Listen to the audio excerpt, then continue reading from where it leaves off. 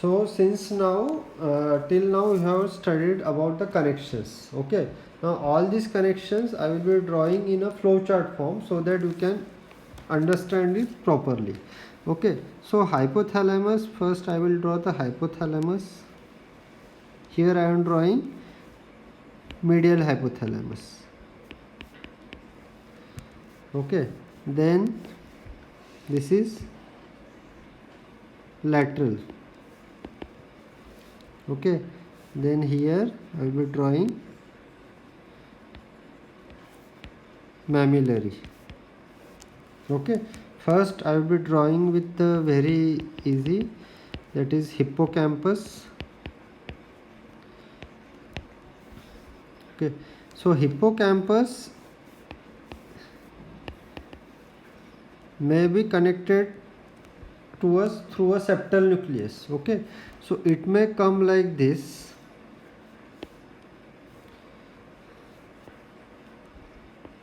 to and fro connections, or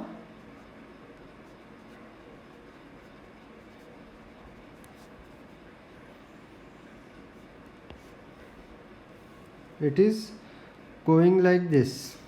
Okay, hippocampus to mammillary bodies. Okay, so this portion, okay, this is, you can call it as fornix. Okay, all these fibers are called as fornix. Okay, so this is post commissural fornix and this is pre commissural fornix, but for you can just remember fornix only. Okay, so hippocampus is having a connections like this. Okay, now from mammillary body I have told you it is going to where? A is for anterior loop of nucleus. Okay, then it is going from here cingulate gyrus. Okay, then from here it is going to entorhinal cortex. Okay, and again it is coming to hippocampus. So this is one connections which is related to hippocampus through mammillary. It was also connected through septal. Okay, now here I have told you one other structure known as MFB, medial forebrain bundle. Okay, so this medial forebrain bundle, okay, it will be connected to, I have told you, brainstem. Okay, so you can call it as midbrain tegmentum. Brainstem is midbrain pons medulla, so it is midbrain tegmentum. To and fro connections are there. Okay, and again from tegmentum it may go to cortex again. Okay, so basically you should remember from medial forebrain bundle connections are there to the brainstem. What will be the function of this connection? Whenever say whenever there are emotion, or whenever there is take any emotion, there will be certain response is seen. For example, increase in heart rate, decrease in heart rate. It will be through various structure located in the tegmentum. There will be some activation of tone. Okay, like you might have seen one movie known as PK. Okay, so in PK, MS Dhoni का role किसने play किया था? So in PK there was initially Anushka Sharma was having one affair with the Pakistani guy. Sushant Singh. Okay, so when so in the end from Pakistan embassy he was having a call. Okay, so initially what does she say, that if there is a chair, please sit down. Okay, you are about to fall. Okay, so what it is, so whenever there are emotions, okay, your skeletal muscle response are going to change. So it is ultimately connections. Okay, through these connections it is occurring.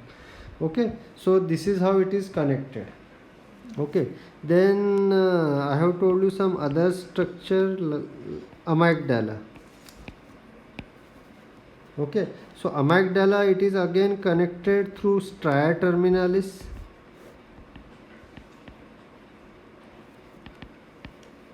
it may be connected like this to this lateral portion. Okay, then if you take olfaction,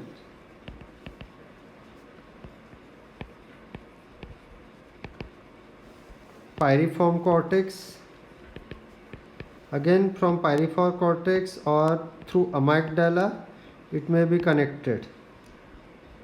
Okay, like see limbic system, it is one of the primitive function is olfaction.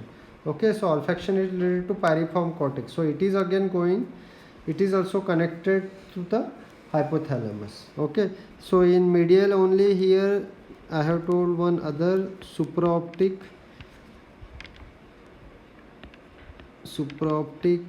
and paraventricular. Okay, so this is what ADH and oxytocin. ADH and oxytocin from hippocampus. See, but this is only one way. Okay, outside. Even from hippocampus also there is one connection to here, but it is not to and fro from hippocampus to medial hypothalamus. There is also some connections. Okay, so all these are the connections. Okay, beside that it is connected to neocortex, beside that it is connected to prefrontal lobe. Okay, tegmentum. Okay, so all these are the connections of the hypothalamus. Okay, so now I will be just showing you some diagrams so that just to revise. Okay, so here I have taken a section. Okay, so lateral portion. Okay, so see this is a ring of limbic system. Okay, cortical structure. Okay, and then these all were subcortical structure.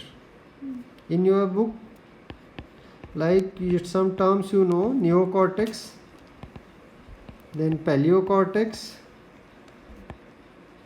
another is I think archie or aleocortex. All it is related to layers. Neocortex highly developed, it is 6 layers. Okay, and paleocortex 3 to 6, and allocortex almost 3. Okay, so cingulate gyrus is a portion you can say of paleocortex. It is having 3 to 6 layers. If you take in your brain, in the brain there is a neocortex is highly developed. Okay, and this area has not developed much. Okay, so that is why it is buried under the portion of neocortex. Okay, so see this is uncus. Okay, see this is you can say this is hypothalamus. Okay, see here it is then anterior nucleus group of thalamus, which I have already shown you. Okay, fornix. Okay, then this ring we have studied. Okay, then these are the connections.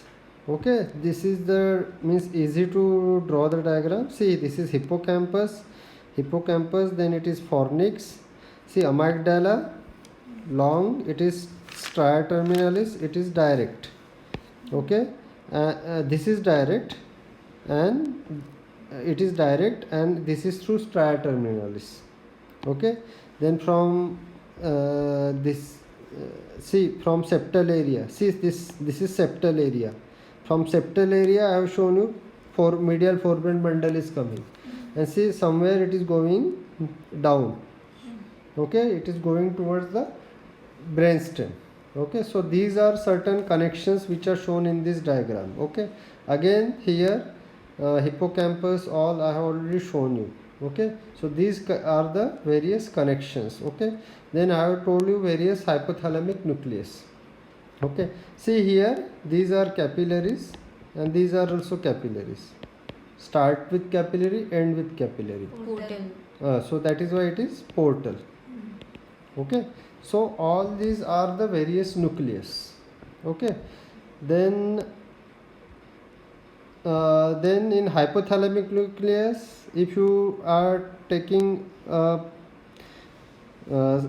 sections, if you see in this section, okay, this is not a lateral section. Okay, So here if you take, see, this is what, this is ventricle in the center, this is ventricle.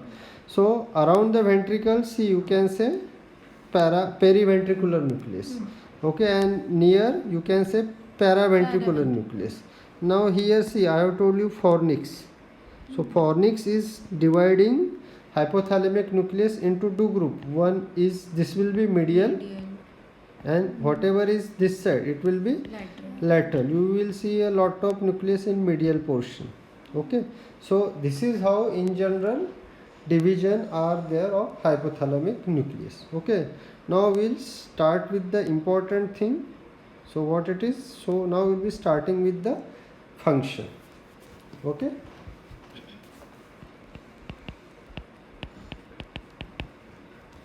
So now we'll just take break from the emotions. Okay, we'll start with some other function.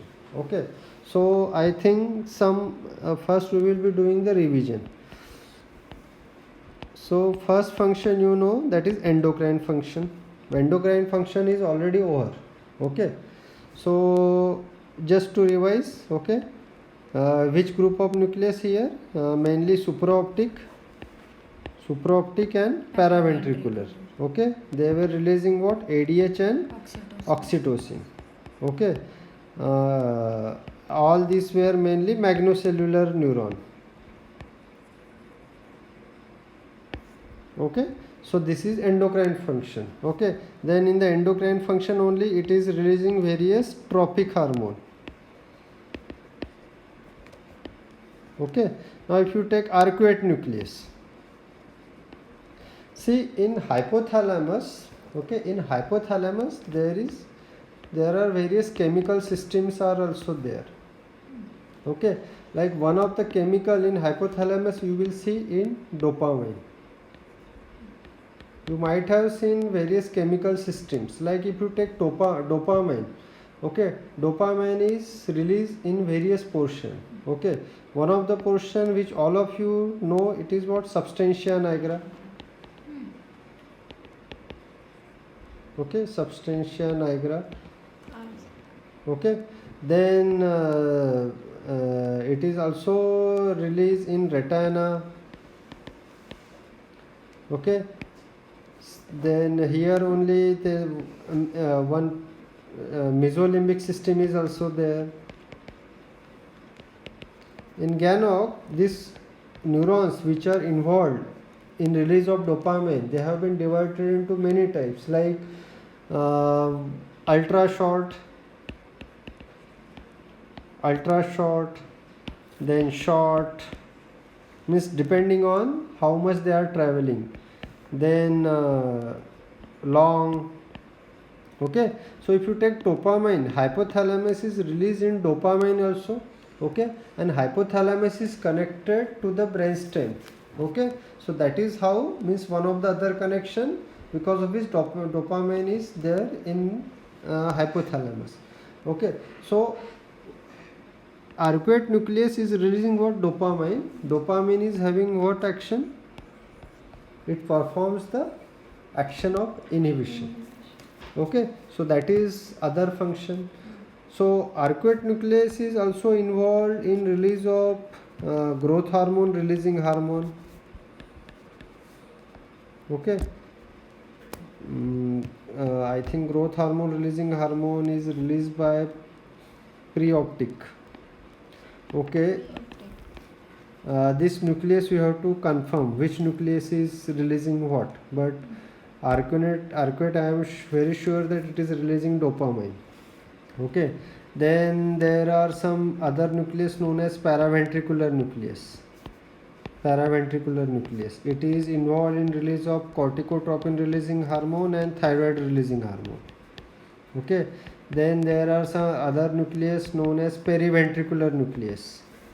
Periventricular nucleus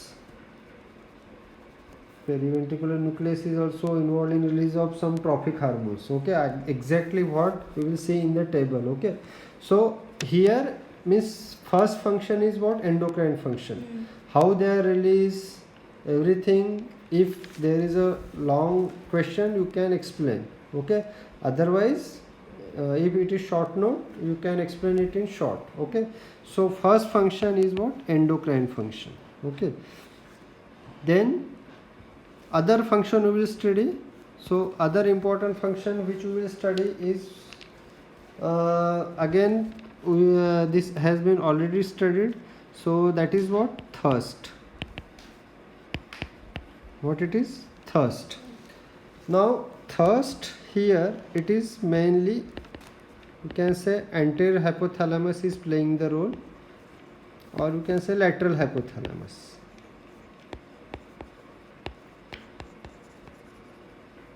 I think thirst is also covered in kidney. Okay, so is it covered in kidney? Okay, so it is also covered in kidney. So here I will just revise. Okay, so there are certain osmoreceptors are there in anterior hypothalamus. So when they will be stimulated? Either in response to increased osmolarity, okay, either hypovolemia. Indirectly what it will do, whenever it is the stimulus, what will occur? It will stimulate certain area which are outside the blood-brain barrier.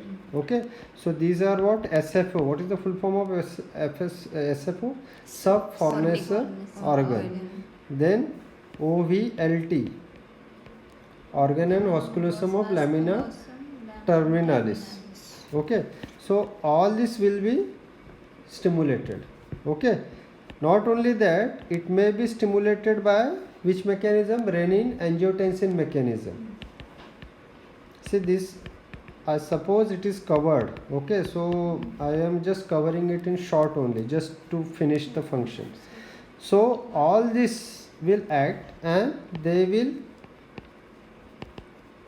be what? There will be thirsty behavior. Okay, there will be thirsty behavior and person will drink. Okay, so this is how they are playing role in the maintenance of thirst.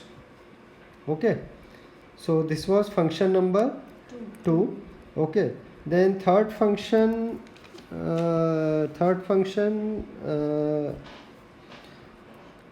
which function we will study now? Okay, we will study sexual behavior. This sexual behavior function, again it will be repeated in the limbic system.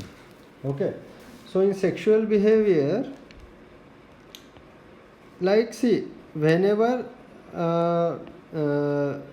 see, sex is having certain component. Okay, so one thing is what? Behavior. Okay, and this proper sex will be having various spinal cord center. If you take, there are some erection is there, ejaculation is there, and for that various spinal cord are involved. Okay, one is sympathetic, other is parasympathetic, all of you know it. Okay, so here if you take hypothalamus, especially anterior hypothalamus, you can take anterior hypothalamus, you can take preoptic area also. Means anterior is ultimately preoptic area. Okay, these portion are helping, or you can say they are controlling the sexual behavior. Okay, so this is one of the other function of the, you can say, hypothalamus. Again, this is a function of limbic system. Why limbic system I am telling? Here some portions are there known as amygdala of the limbic system, which will also control the sexual behavior. Okay, so since we are here, we will just finish it. Okay, so like here, if you take, hormones play very important role. Okay, like if you take testosterone and if you take estrogen, okay, so they are going to play important role, okay, in this behavior. Okay, then not only hormones, okay, there are certain, like you can say, these hormones, they like during during the development. Okay, see, hypothalamus, during the development, hypothalamus may be male hypothalamus or female hypothalamus. Okay, so it will depend mainly on the on this hormone. Okay, then there are some things that is pheromones. Mainly it is playing role in lower animals. What are pheromones? Pheromones are the substance which are released, okay, means which when they are released they act from the distance and they will produce certain behavioral change. Okay, these are what pheromones. So pheromones also will play important role in sexual behavior. Okay, so all these are one of the functions of the hypothalamus. Okay, so till now what function we have studied? We have studied endocrine, then thirst, then sexual behavior we have studied. Okay, now then we will study some other function now.